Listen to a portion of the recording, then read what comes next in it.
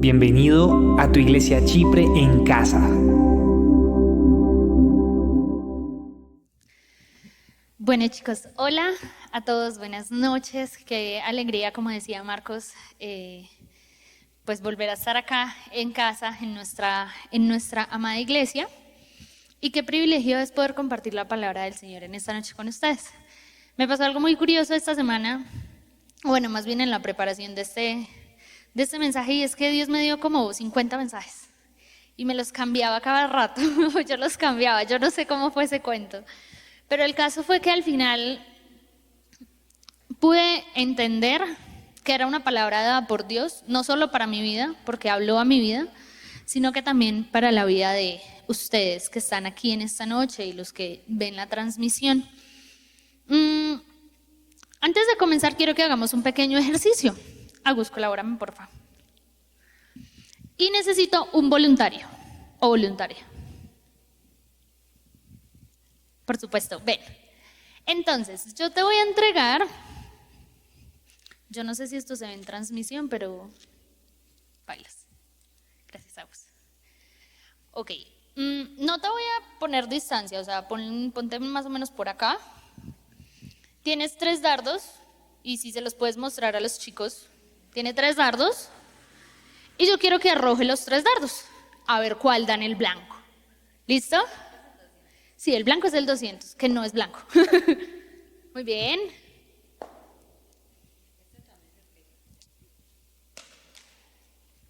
Muy bien, gracias. ¿Algún otro voluntario que quiera de pronto mejorar el puntaje? Darle en el 200. Santi, ven pues.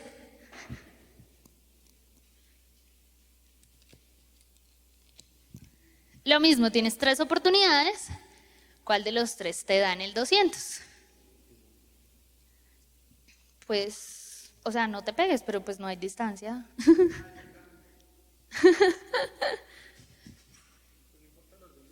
No importa el orden.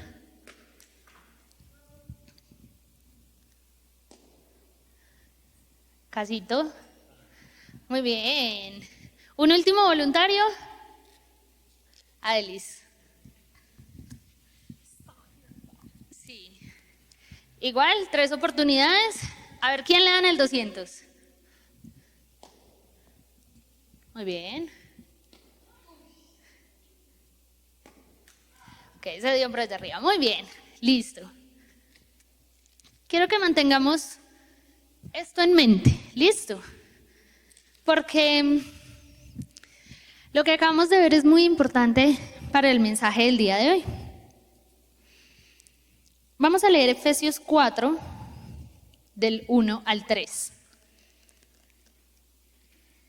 Dice: por lo tanto, yo, prisionero por servir al Señor, les suplico que lleven una vida digna del llamado que han recibido de Dios, porque en verdad han sido llamados.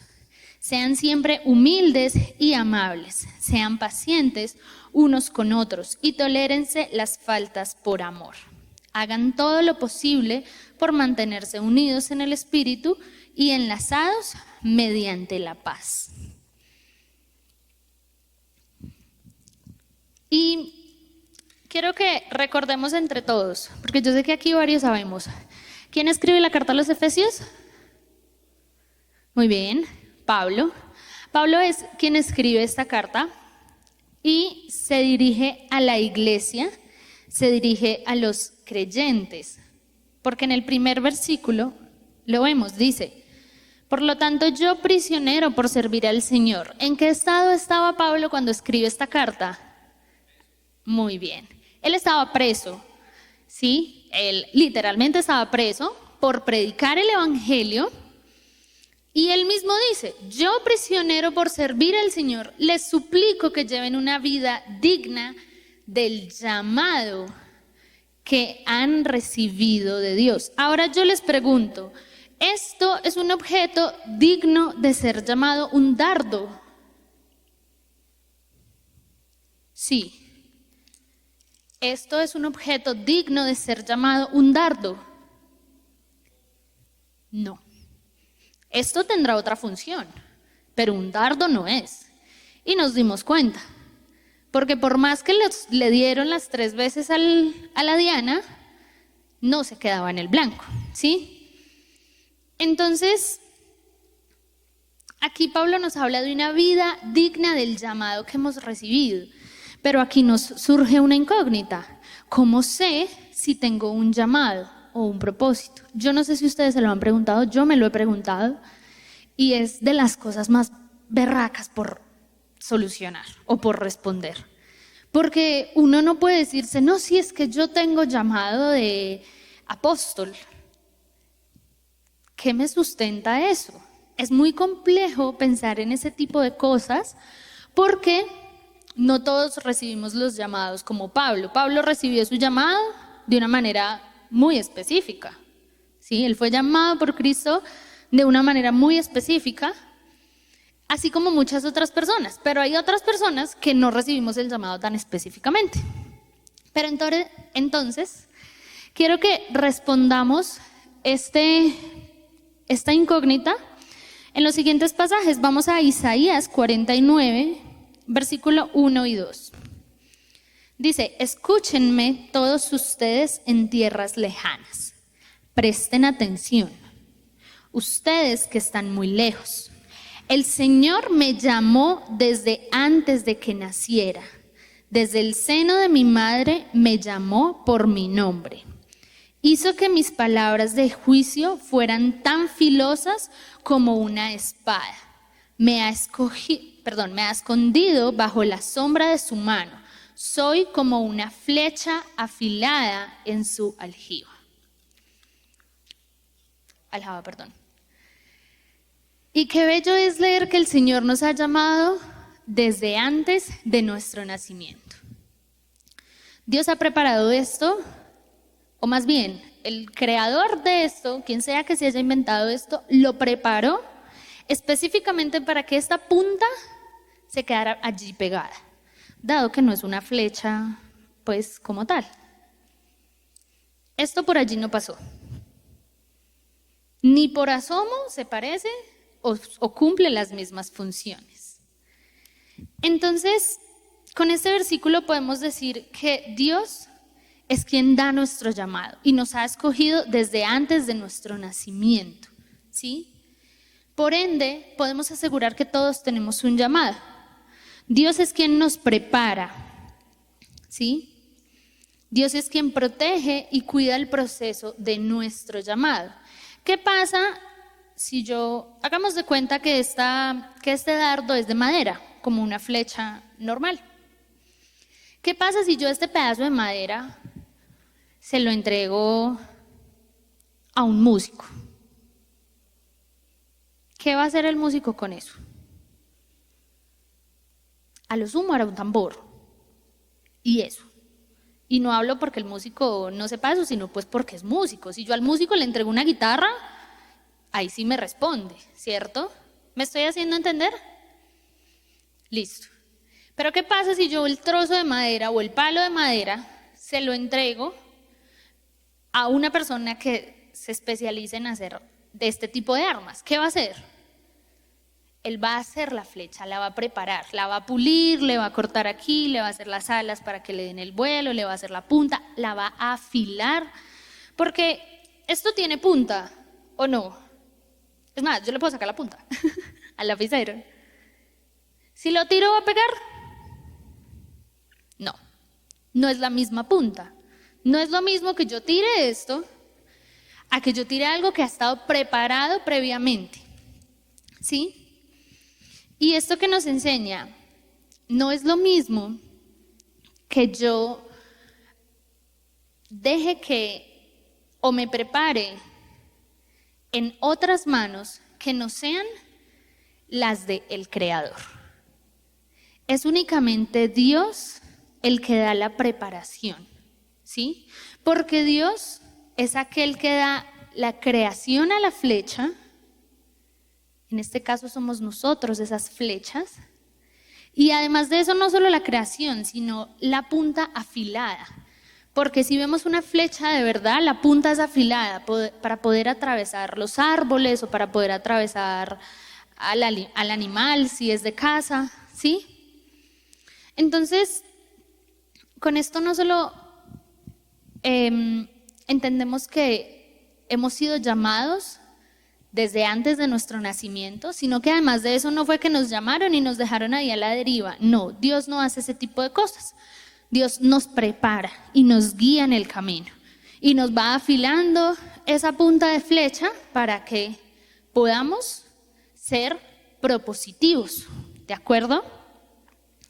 Entonces, Pablo lo que hace en este pasaje de Efesios es exhortar a la iglesia a que sean, digámoslo, coherentes con su comportamiento.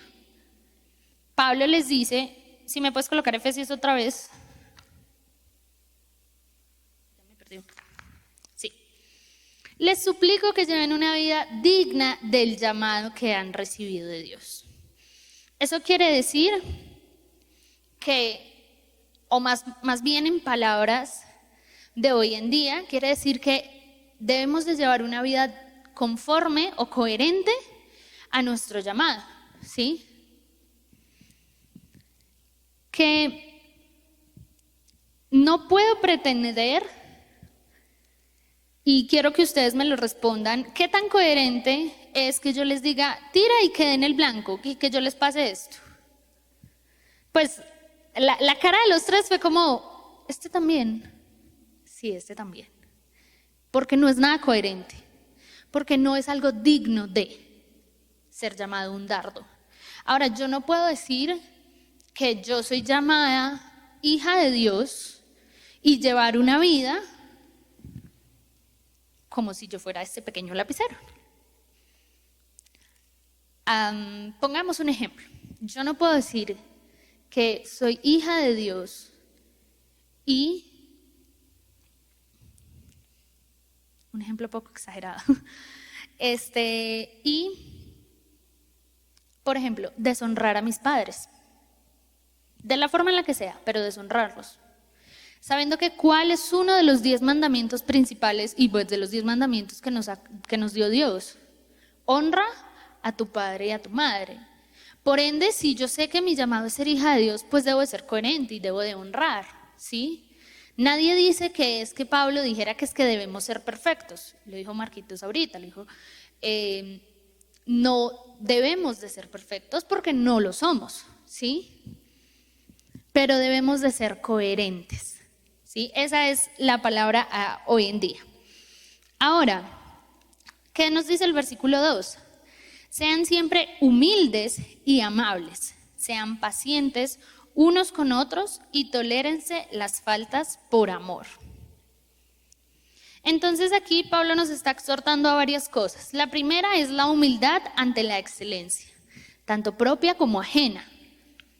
Porque qué chévere es cuando tú haces algo muy bien y te lo reconocen, pero como seres humanos tenemos el peligro de caer en, pues claro que iba a salir excelente, ¿no? ¿Qué lo hice yo? Pues, ¿cierto? A no tener esa humildad ante las personas o ante las cosas que hacemos, ¿sí? O para con otras personas que tienen, digamos, esta excelencia. Además de eso nos exhorta a la mansedumbre al sufrir injurias o penas. Nos dice, sean pacientes, ¿sí? Nadie dice que sea fácil. Pablo no está diciendo que es que para él fue fácil, ¿sí? Es más, lo está escribiendo desde la cárcel.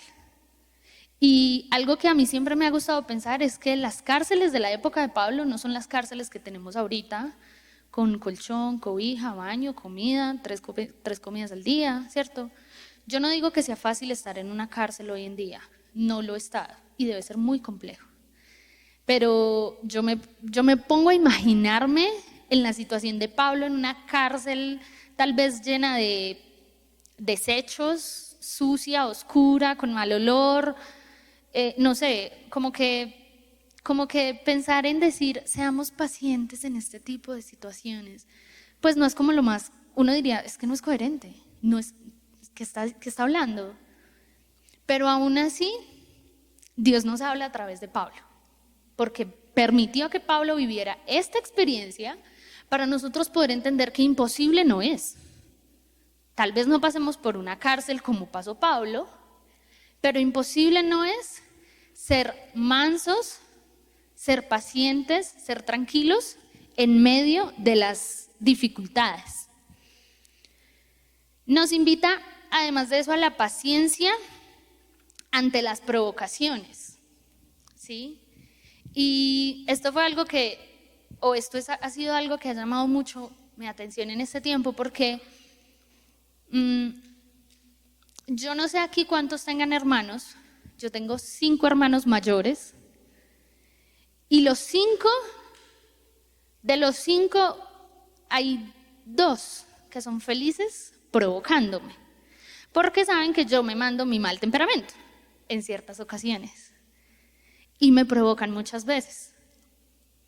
Pero muchas veces también lo hacen y yo simplemente no reacciono, como que me tranquilizo. Pasa pocas veces, tengo que aceptarlo, pero como que simplemente estoy tan tranquila que como que no les pongo cuidado y me dicen como, Daniela está bien, está enferma, algo está pasando, porque son así. Y a esto nos está invitando Pablo, a la paciencia ante las provocaciones. Y no estoy hablando solamente de las provocaciones ante la ira, ante el temperamento, ante todo tipo de provocaciones, ¿sí? Porque se nos pueden presentar, ¿sí? Y la última, que es hermosa, es la tolerancia entre los errores y los fracasos de los demás. Y esa palabra tolerancia es tan bella porque cuando nosotros aprendemos a tolerar que el otro es un ser humano, que se equivoca, que comete errores, que también tiene dificultades, que también tiene defectos, pues uno como que vive más tranquilo, más en paz. Uno como que, ya, sí, puede mejorar, le puedo ayudar a mejorar, le puedo recomendar a alguien que le ayude a mejorar, ¿sí? Pero es ser tolerantes, ¿sí? Porque ¿qué pasa si nosotros no somos tolerantes con nosotros, que somos una iglesia, que nosotros somos conocidos, amigos, nos queremos, que nos vemos cada 8 días? ¿Qué va a pasar con X o Y persona que se nos atraviesa en la calle?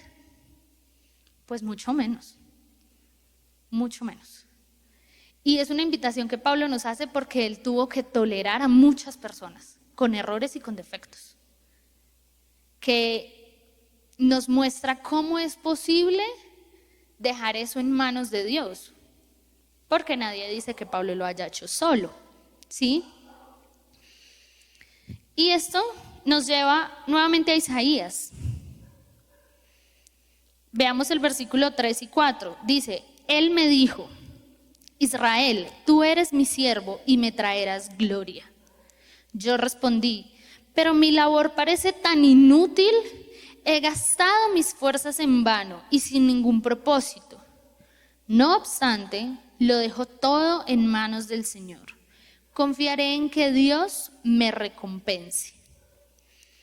Y hay algo aquí muy hermoso que lo podemos ver en el transcurso de la vida de Pablo, y es que lo que Pablo hizo y lo que Pablo sufrió, sabía que él sabía que iba a tener una recompensa y que esa recompensa no iba a ser terrenal. Esa recompensa iba a ser celestial. Él lo tenía claro. Y es algo que nos deja claro en las diferentes cartas que él escribe, ¿sí? Y este versículo me parece muy lindo porque cuando dice, pero mi labor parece tan inútil. Y yo no sé si ustedes alguna vez se han sentido así, muchas veces podemos sentirnos así. Ay, es que no me toca hacer casi nada. Qué bobada, es que esto parece tan inútil. Es que esto parece que no sirve. No, es que esto lo puede hacer otra persona y entonces en ese caso yo me puedo ir, pues yo puedo estar sobrando. Muchas veces pensamos de esa forma o muchas veces caemos en el error de pensar que la labor de alguien más es inútil, ¿sí? Y es algo muy bello porque esto me recordaba a mí cuando yo era chiquita, que mi papá trabajaba manejando buseta. Y en primaria era a mí me parece cómico, en ese entonces yo me ponía a llorar, pero me parece muy cómico ahora porque habían unos niños que cuando, ay, ¿tu papá en qué trabaja? No, mi papá maneja buseta. Y se reían. Y entonces yo lloraba, pues porque era una niña, ¿cierto? Y porque mi papá todos los días me llevaba en la buseta o me despachaba en otra buseta. Pero, ¿cómo despreciamos o cómo creemos que la labor de alguien es inútil? ¿Qué pasa si paramos a todos los buceteros de todas las ciudades? ¿Qué pasa? Más de uno se queda sin transporte, más de uno queda embaladísimo, ¿sí? Y ese fue el ejemplo que me pasó a mí. Nos puede pasar en la iglesia, nos puede pasar en la familia, nos puede pasar en la vida personal, en la escuela, en la universidad, en el trabajo, en donde sea. Pero es algo muy curioso porque después de esto dice, he gastado mis fuerzas en vano.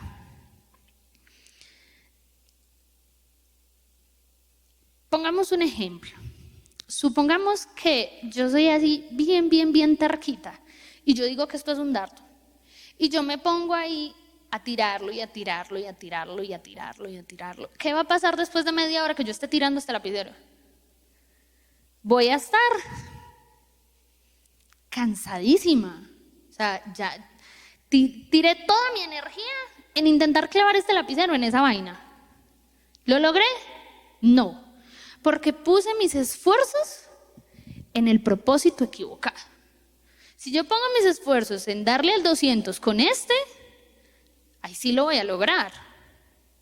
Porque este sí es el camino correcto, este sí es el propósito correcto, ¿sí? Y cuando aquí el profeta nos habla y dice, he gastado mis fuerzas en vano y sin ningún propósito.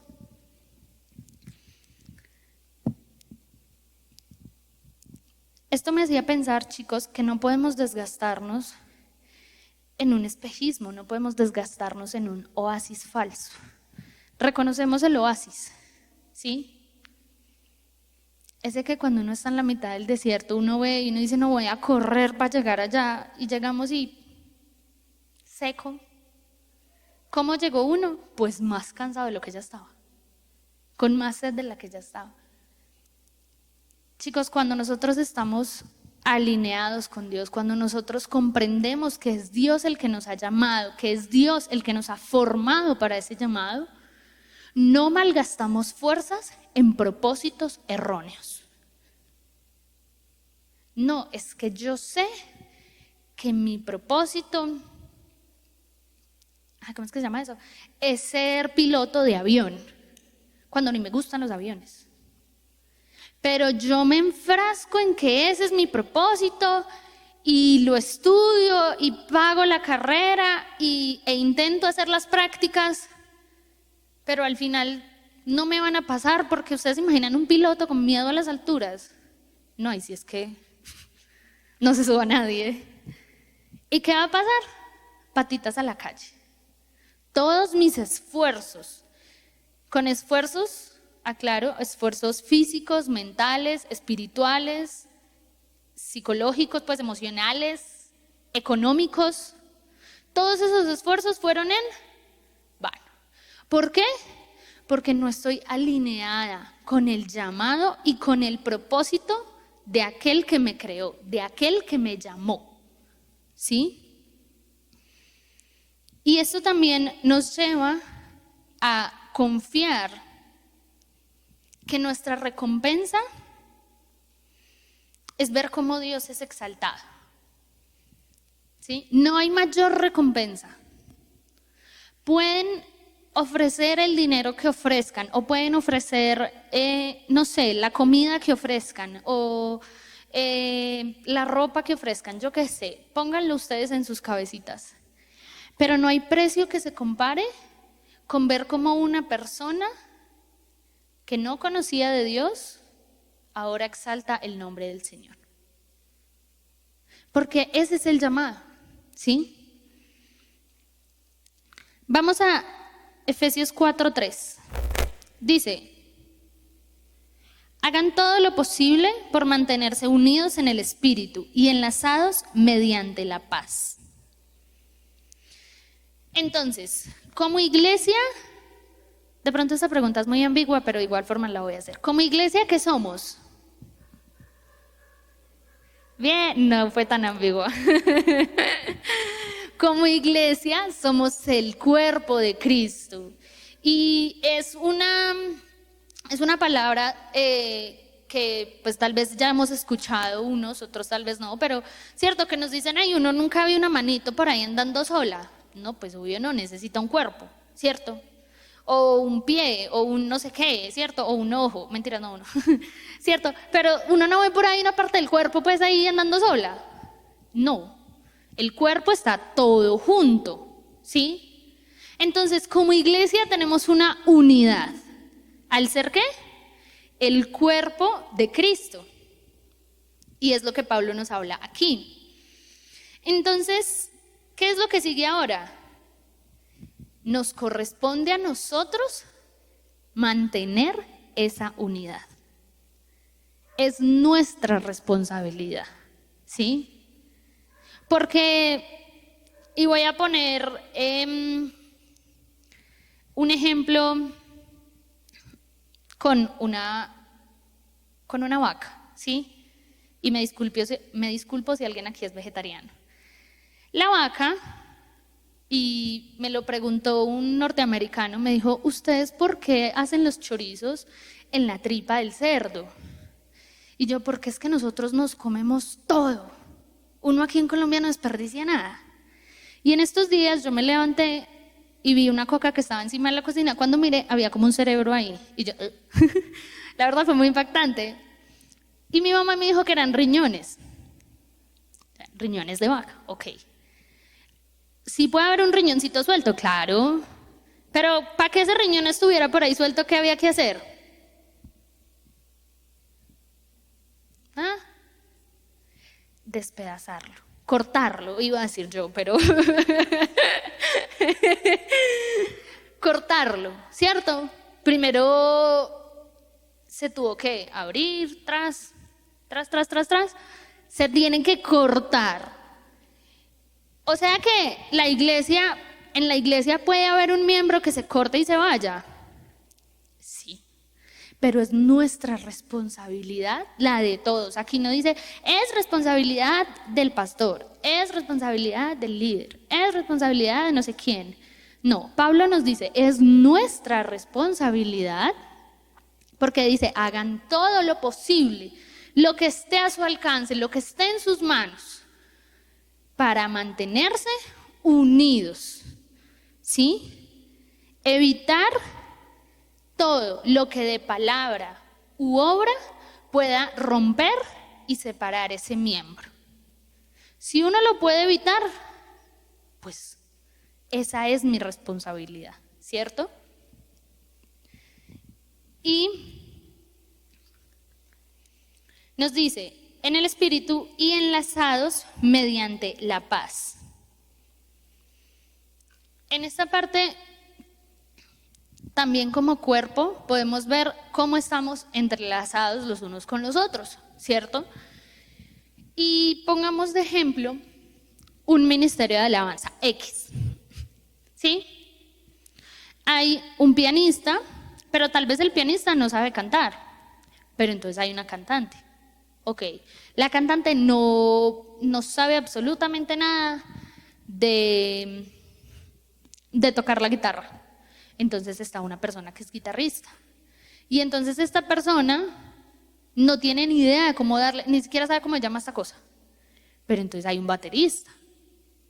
Y el baterista está acompañado de otro que le ayude con la percusión, que sea otra cosa de batería, ¿sí? ¿Y cómo vemos eso? ¿Qué vemos ahí? ¿Qué? Se ensamblan, se entrelazan, ¿sí? Mantenerlos enlazados mediante la paz, mediante los dones y talentos que Dios nos ha dado a cada uno de nosotros, es una de las formas de mantenernos unidos como cuerpo, ¿sí?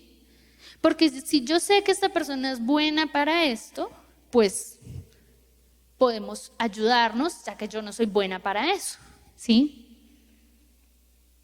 El mantenernos enlazados hace parte de mantener esa unidad que Cristo ya nos ha dado a través de su sangre, ¿sí? Y quiero que veamos los últimos 2 versículos de Isaías. Dice: y ahora habla el Señor, el que me formó en el seno de mi madre para que fuera su siervo, el que me encomendó que le trajera a Israel de regreso. El Señor me ha honrado y mi Dios me ha dado fuerzas. Él dice: harás algo más que devolverme al pueblo de Israel. Yo te haré luz para los gentiles y llevarás mi salvación a los confines de la tierra.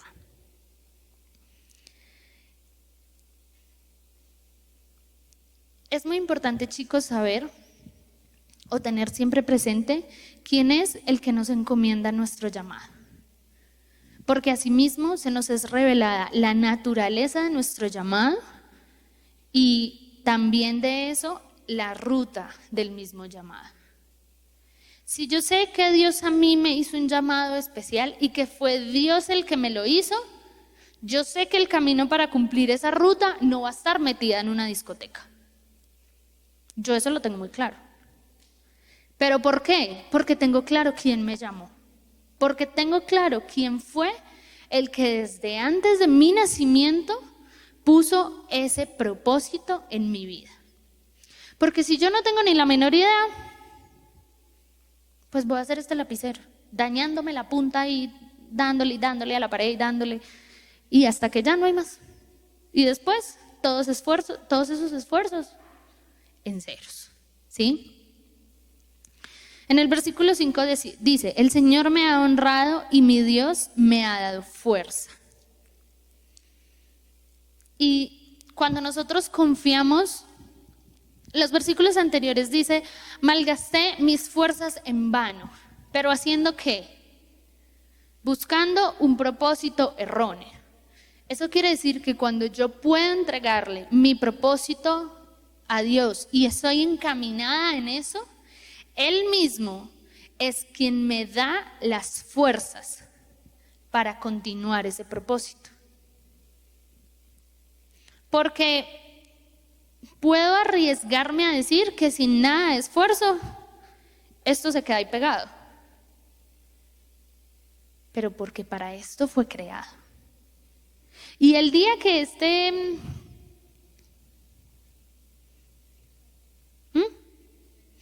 velcro, gracias, el día que este velcro se dañe, solo el que lo creó puede hacer uno nuevo y otra vez. El día que nuestras fuerzas se acaben, solo el que nos creó puede renovar esas fuerzas. Porque solo Él es el que sabe cómo funcionamos. El mundo no sabe quiénes somos, cómo fuimos creados. El mundo no sabe nada de eso.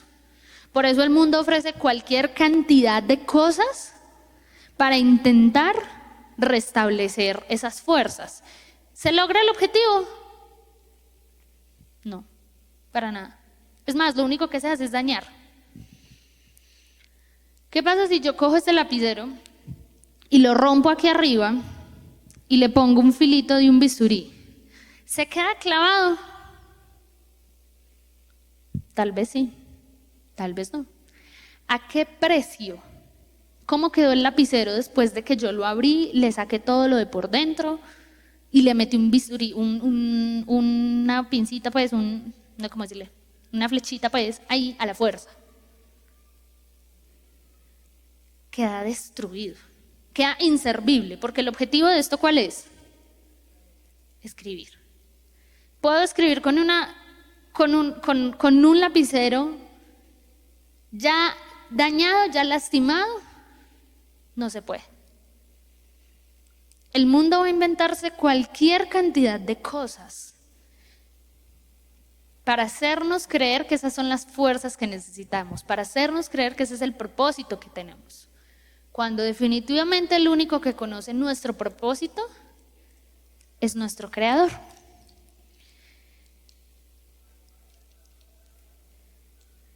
el versículo 6 vemos algo muy hermoso, y es que dice: harás algo más que devolverme al pueblo de Israel. Yo te haré luz para los gentiles y llevarás mi salvación a los confines de la tierra. Y me encanta este versículo porque hay un mandato que está en toda la Biblia y que es para todos. Eso no tiene nombre específico. A veces sí, pero es para todos. ¿Y cuál es?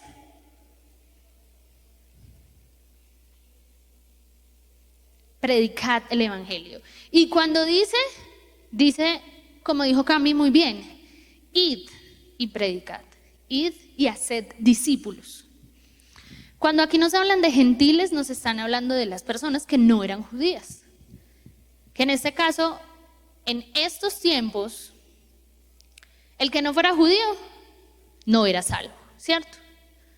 Pero dado que Israel tuvo una que otra falla, digámosle así, pues ahora tenemos esa salvación, ¿cierto? Y hemos sido llamados a hacer luz a los gentiles. Dios no solo está buscando que el pueblo de Israel se arrepienta, no, está buscando que todos podamos ser llamados a la luz, ¿sí? Y lo cantábamos ahorita, no sé si ¿se acuerdan en qué canción lo cantamos? En la alabanza. Doy un premio, me interesa.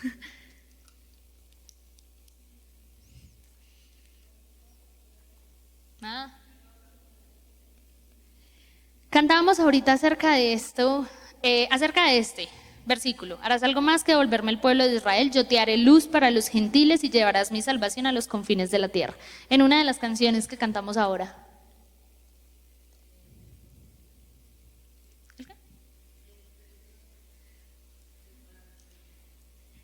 Está difícil, tengo que aceptarlo.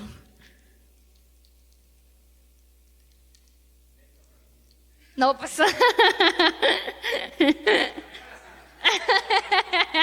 La cantó Stefomeli. Cuando cantamos, somos libres. Porque dice: hacia el mundo que tú amas, caminaremos. ¿Sí? Y ahí es cuando tantas veces, y por eso a mí me encanta cuando Estefa lo hace, dice: cantemos con entendimiento. Porque a veces cantamos por cantar, yo me meto ahí, yo lo hago, tranquilos.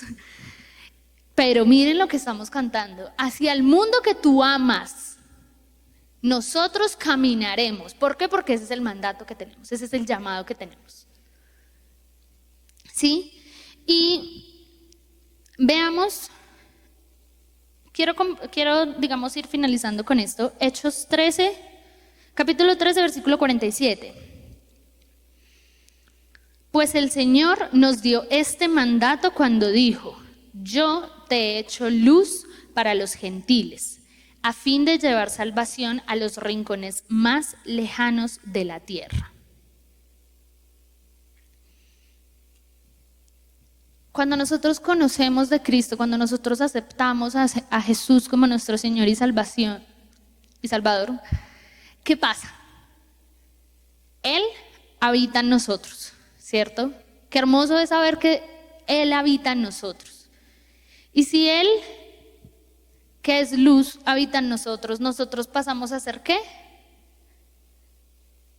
Luz.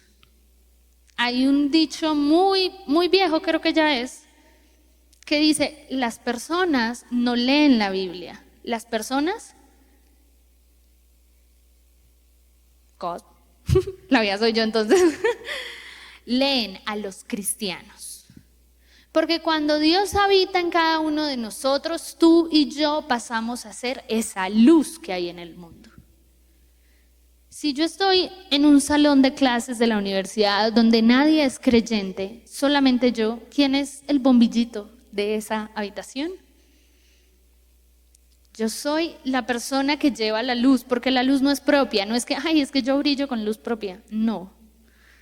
Yo brillo, o tal vez yo soy luz en ese momento, porque yo soy luz en ese momento, porque Dios habita en mí y me ha mandado a ser luz para los gentiles. Y este versículo no te lo dije, pero puedes colocar el 48, o sea, el que le sigue a este, por fin. Y veamos tan bello, dice, cuando los gentiles oyeron esto, se alegraron y le dieron las gracias al Señor por su mensaje. Y todos los que fueron elegidos para la vida eterna se convirtieron en creyentes. Yo no sé si ustedes han tenido la bendición de compartir la palabra con una persona, pero qué tan hermoso es ver cuando una persona acepta a Jesús y se le ve en la sonrisa cómo cambia. La felicidad, la cara como que hasta se le ilumina. Y es una felicidad tan grande porque dicen, ahora tengo una esperanza. Ahora tengo esperanza, ahora ya sí, sigo con deudas, sigo con problemas, sigo con enfermedades, sí, pero tengo una esperanza. Y esa cara de felicidad, y miren que aquí la palabra nos lo dice también, cuando los gentiles oyeron esto se alegraron. O sea, qué alegría saber que la salvación no es solo para un grupito de personas específico, sino para todos. Nosotros somos salvos, nosotros somos luz. Qué bendición, chicos. Pero también les invito a que probemos esa felicidad cuando le compartimos a alguien, cuando alguien recibe a Jesús en su corazón. Y podemos decir, vi la alegría en otra persona al recibir de Cristo. Y para finalizar, Isaías 49:7 nos dice, el Señor, el Redentor y Santo de Israel, le dice al que es despreciado y rechazado por las naciones, al que es el siervo de los gobernantes. Los reyes se postrarán en posición de firmes cuando tú pases. Los príncipes se inclinarán hasta el suelo por causa del Señor, el fiel, el Santo de Israel, que te ha escogido. Chicos, no olvidemos que somos escogidos por el Señor, el Santo de Israel, aquel que en un momento toda lengua y toda nación va a adorar y va a exaltar. Él es nuestro creador. No dejemos que alguien más o algo más defina nuestro llamado, defina nuestro propósito. No gastemos fuerzas en vano intentando cumplir con un propósito que no es el de nosotros.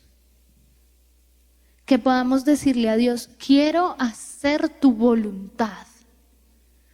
Y aunque todos tenemos este mandato de id y hacer discípulos, tal vez ustedes digan, o alguien aquí diga, uy, no, pero es que las misiones, yo no.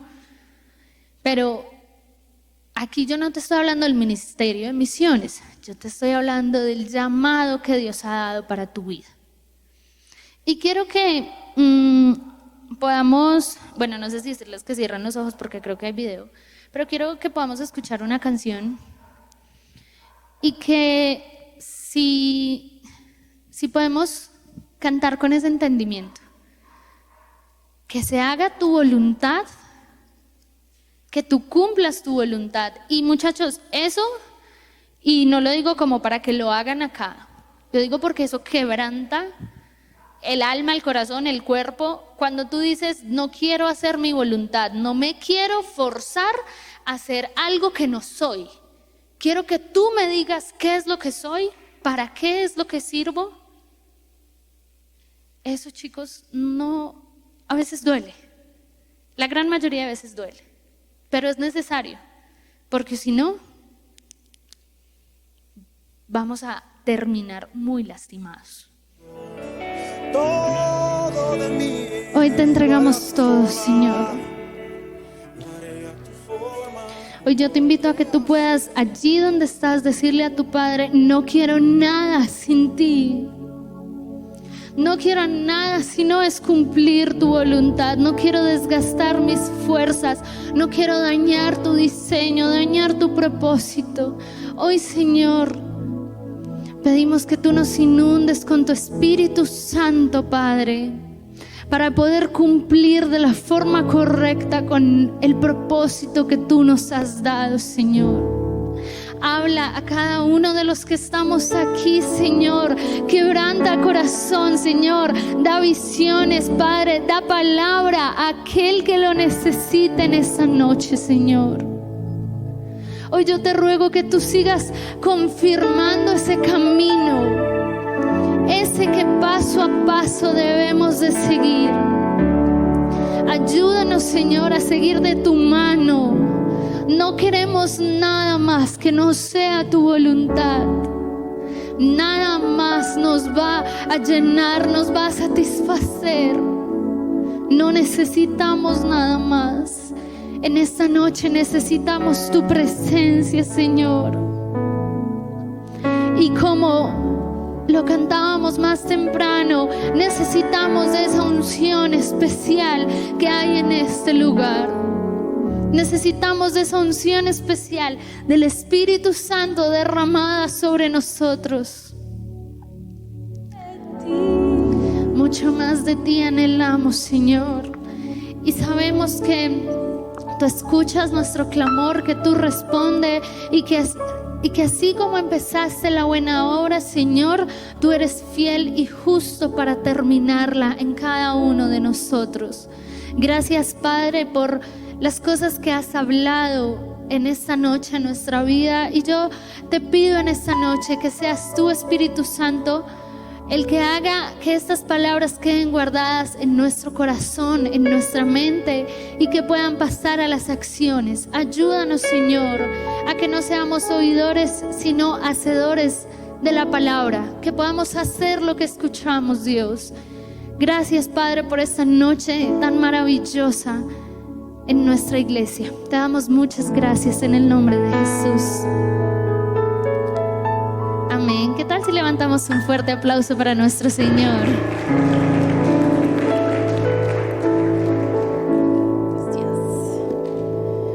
Qué bendición que nos hayas acompañado hasta el final. Recuerda que puedes seguirnos en nuestras redes sociales, Enterarte de nuestra programación. y ponerte en contacto con nosotros. Síguenos en Facebook, Instagram y YouTube como AD Chipre Manizales. Así nos encontrarás en las 3 plataformas. Seguimos extendiendo el reino de Dios. Hasta pronto.